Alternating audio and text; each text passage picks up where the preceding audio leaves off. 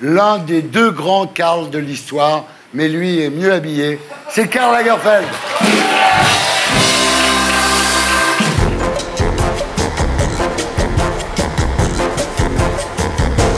Ça va, Karl? Très bien, merci.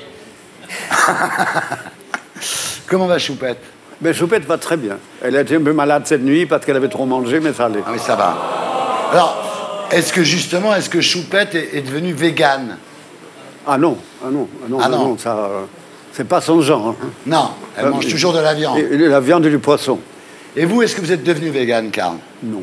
Non. Non, pas vraiment. Mais je ne suis pas un fanatique de viande. Ouais. Il faut surtout pas que ça ressemble à ce que ça a été dans la vie. Hein. Voilà. Bon, par exemple, moi, je ne peux pas couper dans un steak. Dans ce cas-là, j'ai l'impression que je suis chirurgien. Et vous avez dit des fois, quand je passe devant une boucherie, j'ai envie de vomir. Non. Ah ouais.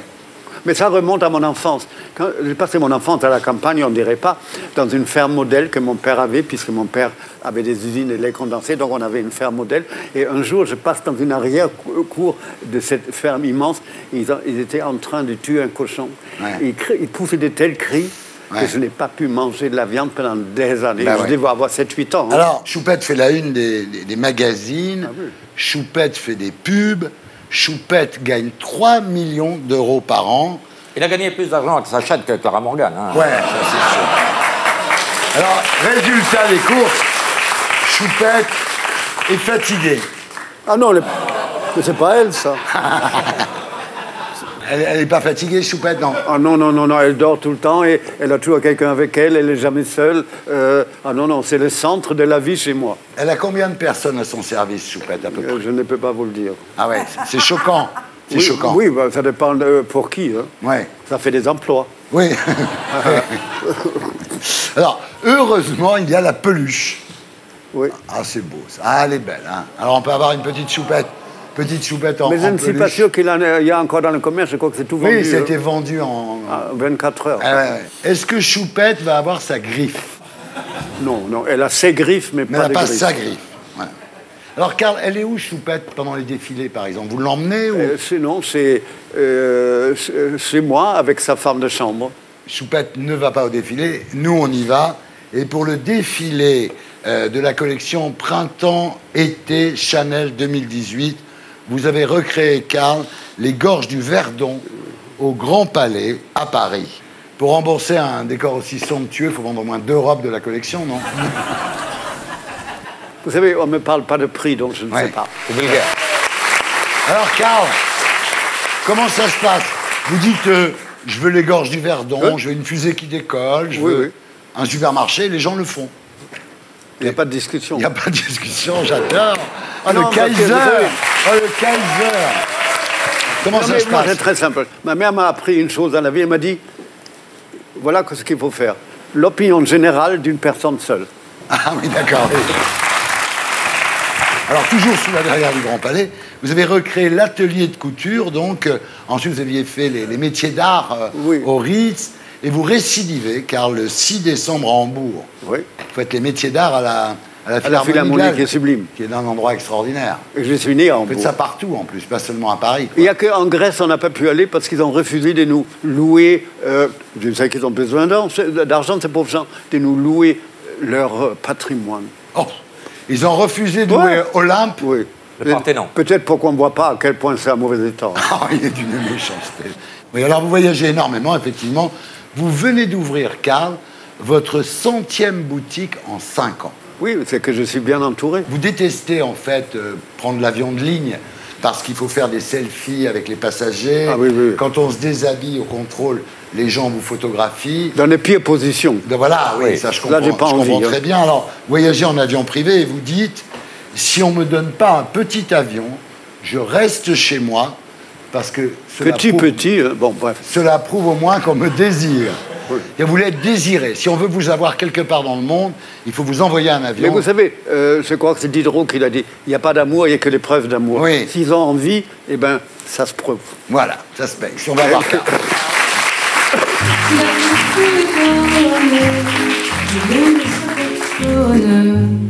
La populaire d'un assassin, que le fils de mon voisin. Alors, si la photo est bonne, Barbara, la photo est bonne. C'est en 1987, Karl, que vous êtes mis sérieusement à la photo Et 30 ans plus tard, vous êtes l'invité d'honneur de l'édition 2017 de Paris Photo, qui dure jusqu'au 12 novembre, donc c'est demain au Grand Palais. Et à cette occasion, vous avez choisi 200 œuvres parmi les photos exposées. On va en regarder quelques-unes.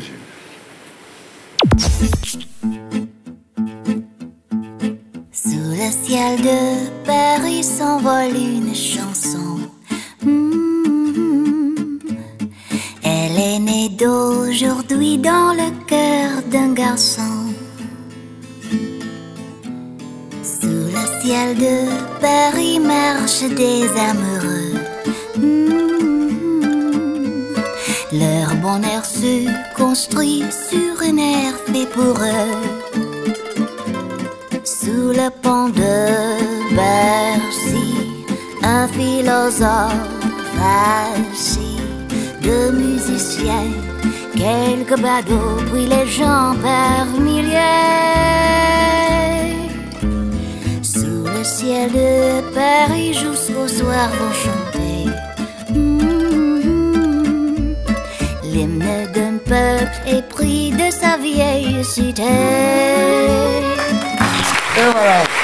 Alors, ça, c'est une sélection des photos qui sont Il y en avait plus de 1000. Vous avez choisi 200 qui sont dans un livre, ça c'est extrait du livre. Oui, oui. Et ce que je trouve très intéressant, et c'est vraiment nouveau en photographie, c'est la photographie abstraite. Ouais. Et ça, il y a des choses fantastiques. Hein, que moi, j'adore ça. Après tout, ça existe en peinture. Pourquoi ça n'existerait pas en photographie? Bien sûr. Vous avez dit, aujourd'hui, la photographie fait partie intégrante de ma vie. Oui, oui. Elle crée un mouvement harmonieux entre ma fièvre artistique et mon effervescence professionnelle. S'il n'y a pas d'effervescence, quel ennui. Hein. Alors, la première photo qui vous a marqué, c'est une photo de Lisa Fonsagribes par Irving Penn dans Vogue. Oui. Vous vous souvenez de cette photo? Évidemment, j'ai même écrit un article là-dessus. Anna Wintour avait demandé à des couturiers d'écrire leur première impression d'une photo de mode. Alors j'ai écrit sur cette photo de Penn que d'un Vogue américain que ma mère m'avait ramené d'Amérique et tout et tout. Et l'article a dû plaire puisque j'ai reçu une lettre au bord de la lettre d'amour de Monsieur Penn. Ah oui, c'est bien, Irving Et Penn. elle n'a jamais suivi, je vais dire une chose très prétentieuse, la série parce que les autres ne savaient pas aussi bien écrire que moi. La première photo de vous, en fait, dont vous vous souvenez, c'est une photo de Victoire d'Outrelot en espagnol. Oui, avec un minox. Le minox, vous l'avez eu à l'âge de 16 ans, votre premier minox. Oui, c'est possible. Ouais. Oui. Je Il connais était en tout. argent. Non, mais c'est un cadeau, je n'ai pas acheté, c'est mon père. Il me Ouais. disait toujours, demande-moi ce que tu veux, mais pas devant ta mère. Comment vous faites pour prendre des photos avec vos bagues et vos D'abord, je gants? n'ai pas de bague, il n'y a que lui qui en a, moi j'en porte pas. Ah, il n'en a plus. Il n'en a plus. C'est vrai, vous portez plus de bagues, pourquoi? Ah non, non, parce que j'ai un problème bizarre, en fin d'après-midi, mes doigts maigrissent et ça fout le camp. Ah oui. Oui, c'est ça. Hein. Et toi, t'as des bagues. J'ai des bagues, moi, j'ai l'ancienne version, mais mes doigts ne boudinent pas. C'est l'ancienne Le mien ne version. boudine pas, il dégonfle, c'est pas pareil. Ouais. Parce que c'est beau, la photographie, les souvenirs Frère sont Jacques. déclassés. Là. Pas de raison pour qu'on les oublie. Alors, Karl, vous êtes le roi de l'aphorisme. Vous avez le don de la maxime. Vous appelez ça les carlismes, non, vos phrases? Moi, j'appellerais, c'est les autres qui donnent ces noms. Il y en a des biens. On va voir les punchlines de Karl Lagerfeld. Vous dites, il n'y a plus de mode, rien que des vêtements. Oui, c'est un peu vrai. Vous regardez les photos des années 60, elles étaient toutes pareilles. Aujourd'hui, il y a de tout. Ouais. Mon plus grand luxe, avez-vous déclaré, Karl Lagerfeld, est de n'avoir à me justifier auprès de personne. C'est pas mal. Hein. Ouais. Vous n'avez pas de patron, personne, vous Non, faites j'ai ce que pas. vous voulez. Je suis mon propre patron. Si on vous J'ai des emmerde. accords à Ouais. vie avec des grosses sociétés, donc les propriétaires sont des amis, mais la relation patron n'existe pas puisque je suis toujours conseiller extérieur, même chez C'est Lagerfeld. ça le coup de génie, c'est ça, ouais. C'est-à-dire Ah oui. qu'en fait, Fendi et Chanel, vous avez un contrat À vie. à vie, mais vous n'êtes pas employé, Ah non, non, non, vous non, ne dépendez non. pas Je d'eux. ne pointe pas. Voilà. C'est vous le plus malin quand même, non? Oui, mais ça s'est fait comme ça. C'est Ouais. une position que, regardez, si vous regardez le monde de la mode, il y a une espèce de valse, des places et tout. Bah oui, c'est Moi, ça. je ne suis pas concerné par C'est ça. ça. Vous dites, j'aime ce que le champagne évoque, le boire m'endormirait.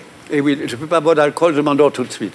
Mais c'est quand même marrant votre vie, parce que tout le monde imagine que vous buvez, que vous vous droguez, Mais non. que vous faites l'amour 4 fois par jour, Et en fait, non mais c'est vrai. Et en fait, Je suis un calviniste, un prix de vertu sans mérite. C'est ça. Oui, mais c'est ça qui m'a fait survivre. Oui, oui, c'est pour ça que vous êtes toujours là. Regardez où sont les autres. Hein. Oui. Vous avez déclaré « Cela peut paraître bizarre, mais je déteste posséder ». Ah oui, je déteste l'idée de posséder. J'aime trouver, acheter, collectionner, mais après, il faut s'en débarrasser. Ce qui est fou, c'est que vous vendez. C'est-à-dire, vous achetez un château, vous le vendez. Oui, mais je ne suis pas né avec, donc c'est pas très grave. Ouais. C'est pas un patrimoine. Ah oui, quand vous allez disparaître, vous ne voulez rien laisser. En fait. Ma devise pour ça, pour disparaître un jour, c'est il y a un chant de Mahler qui s'appelle Ich bin der Welt abhandengekommen. Ça veut dire pour le monde, j'ai disparu. Et ben, c'est comme ça que je vois ça. Tout le monde veut laisser une trace dans l'histoire. Oh non, sauf Karl Lagerfeld.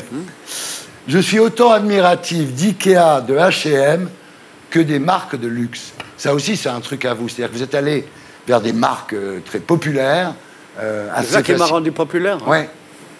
C'est votre côté Andy Warhol, quoi. Oui, mais j'adore ça, c'est ça notre époque. Hein. Oui. Je ne veux pas être dans une tour d'ivoire, isolée, dans le grand luxe. C'est pas du tout créatif, c'est très stérile. Vous dites, je suis un marionnettiste qui parfois devient une marionnette. C'est-à-dire que quand vous venez à la télé, vous êtes la marionnette de Karl Lagerfeld, c'est ça? Pas avec toi. D'accord, merci. Vous dites, je me suis créé une image, c'est mon armure. C'est vrai. Oui, mais ça s'est fait naturellement. Je ne me suis pas assis en disant, alors, comment tu vas faire avec toi? Quelle tronche tu vas te donner? Non, ça s'est fait au fur et à mesure. Oui, lui, il a un col que moi, je ne porte plus. Ça évolue.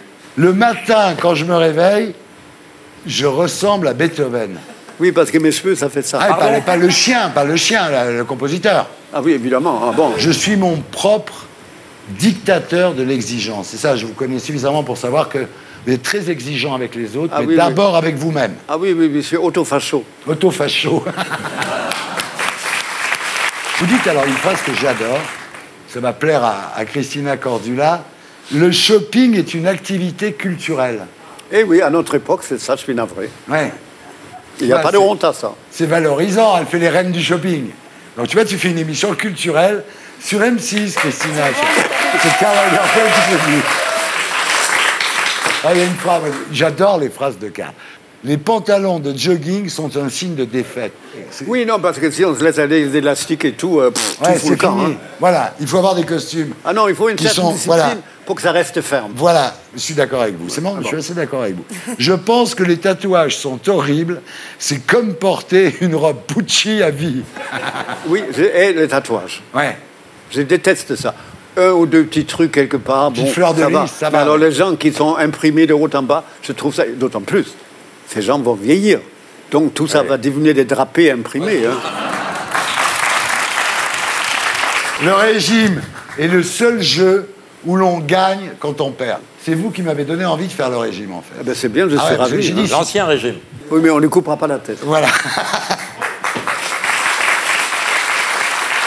Vous avez déclaré « Je suis une sorte de nymphomane de la mode qui n'atteint jamais l'orgasme. » Ça sonne vulgaire, mais il y a du vrai là-dedans. Vous savez, je pense que le secret, appelez ça mon succès comme vous voulez, c'est que moi je pense toujours que je suis paresseux, qu'on peut faire mieux. Donc, comme je vis, ça va, dans un état de mécontentement personnel à l'égard de ma personne, c'est très stimulant. Gaston, c'est mon fils. Gaston, prends des leçons. Il vous regarde là. Prends des leçons. Non, parce que beaucoup de mes collègues... Ça, c'est la bonne morale, ça. Ah oui.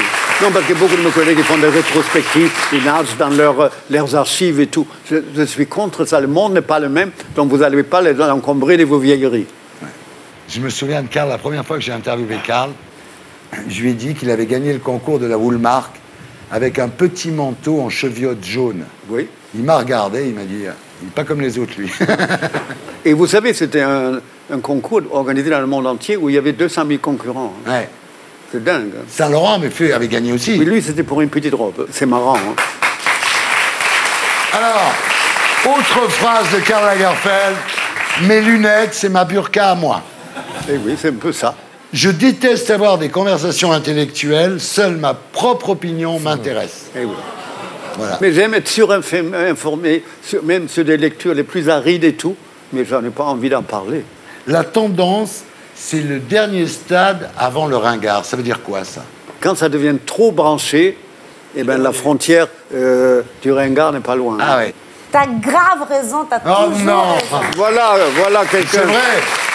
Alors, Ici, la voix. Oui. Finalement, on comprend très bien ce que dit Karl Lagerfeld. Oui. Puis-je libérer l'interprète allemand-français que vous m'aviez demandé? Oui, on peut libérer l'interprète, il n'y a pas de problème. Alors, la maxime, la punchline la plus terrible, c'est la légende d'un dessin que vous avez publié dans un journal allemand au sujet du million de migrants que Angela Merkel a laissé entrer en Allemagne, ce qui a fait évidemment monter le vote d'extrême droite en Allemagne. Et c'est Hitler qui dit « Merci beaucoup d'avoir par inadvertance permis à mes descendants d'être représentés au Parlement ». C'est un dessin, vous faites régulièrement d'ailleurs des dessins dans le Frankfurter Allgemeine Zeitung. Après les élections, et moi je ne vote pas, j'ai failli avoir une attaque de rage. Ouais. Ben, vous savez, en 1931, ils avaient quelques députés où ils n'en avaient pas avant, avec ce vieux Hindenburg qui était complètement gaga. Et puis, quelques années après, ils avaient tout. Ouais. Le Bundestag s'appelait Reichstag. Et je n'ai pas envie que ça s'appelle comme ça de nouveau. Hein. Vous dites « J'espérais que quelque chose comme ça, c'est-à-dire l'arrivée des députés nazis, disons, Ah non, quelle horreur, oui. au Bundestag, effectivement, j'espérais que quelque chose comme ça ne se reproduirait jamais dans ma vie.